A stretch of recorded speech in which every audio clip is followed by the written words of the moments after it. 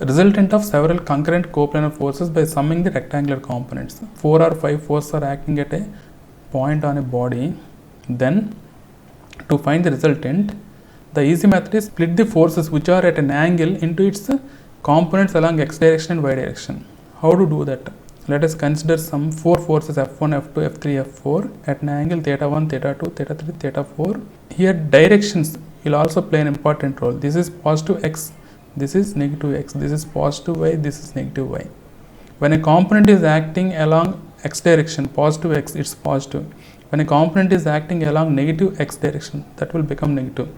In the same way, y direction also, the components will become positive and negative. Okay, now consider the first force F1. If you split the force F1 along x direction, you will get Fx1. Fx1 is nothing but F1 cos theta 1. For the convenience, always keep the angle with respect to x-axis. Then along the x-axis you will get the cos theta, along the y-axis you will get the sin theta. That is one easy method to remember the components. Along the y direction you will get the F1 sin theta 1. Both are positive in this case. Now move to F2. It is making an angle theta 2 with respect to negative x direction. Its x component will be like this. Along the negative x, that means Fx2 will become negative. Fx2, which is acting like this, is F2 cos theta 2. This negative sign we are writing because this is towards negative x direction. Its y component, that is Fy2. Fy2 is acting along the positive way, that's why that is positive. Fy2 equal to F2 sin theta 2. Okay. Now move to the third force, F3. Its x component, that is Fx3, is negative because this is acting towards negative side, that means minus F3 cos theta 3. Similarly, y component Fy3, that is also negative because that is towards minus y. Then move to the fourth force, that is F4. So F4 x component will work like this, Fx4, that is positive. Then Fy4, that is acting towards negative y, that is minus F4 sin theta 4. Now to get the resultant, add the all x components, that means Fx1, Fx2, Fx3, Fx4. That is the resultant along x direction. Simply you can indicate that as sum of x components. To get the resultant in y direction, add all the y components, Fy2, Fy3, Fy4. That simply you can indicate as sum of all the y components. The total resultant you can obtain using this equation, root over rx square plus ry. Inclination theta you can find by taking the tan relation, tan theta equal to ry by rx. Now we will solve a simple problem to understand this concept. Here I am taking 4 forces. 5 Newton is acting along x direction, 10 Newton is making an angle of theta with x, and 26 Newton is making an angle of 90 degrees with 10 Newton force, and 20 Newton force making an angle of 150 degrees with 26 Newton force. This is the given problem. Now we have to find the angle of each force with respect to x direction. Okay, for 10 Newton it is 60 degrees.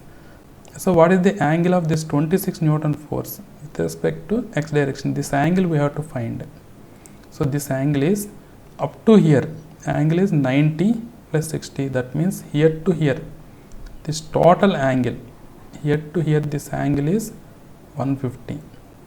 This total angle up to here is 180, that means this angle is 180 minus 150, that means this is 30 degrees. Okay, what is the angle made by this 20 Newton force?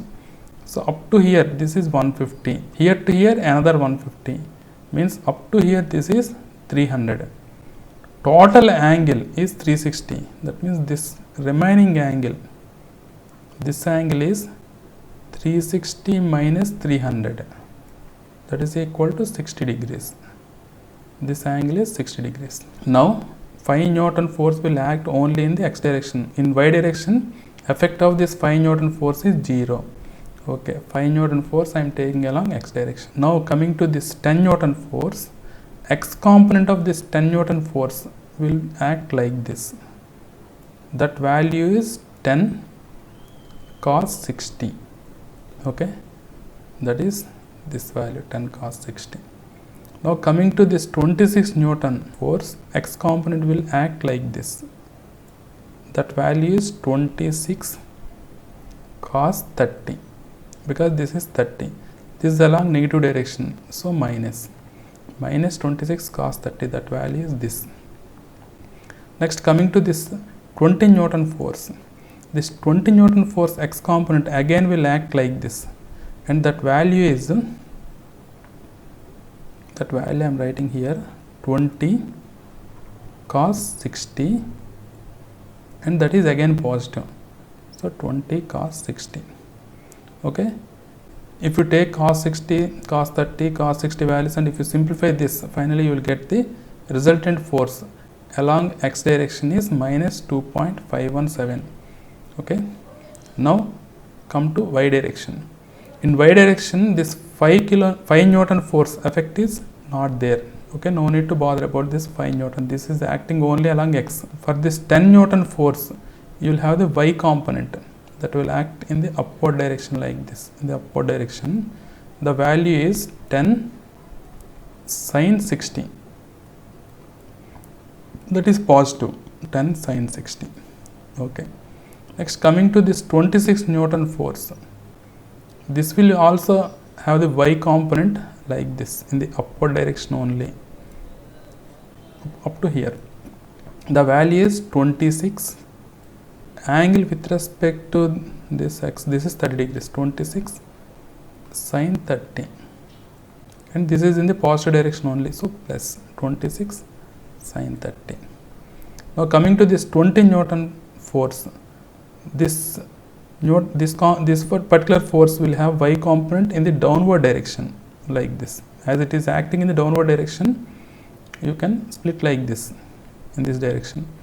Okay, that means 20 Newton into angle is 60, sin 60, that is this, and this is towards negative y, so minus sign, that's why I am writing minus. So total I am getting 4.34.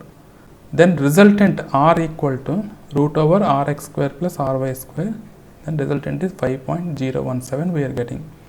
Theta equal to tan inverse of ry by rx, ry by this, tan inverse of that by that, means minus 59 degrees. This is approximately, assume as some 60 degrees, minus 60 degrees I am getting. Now minus 60 degrees means somewhere here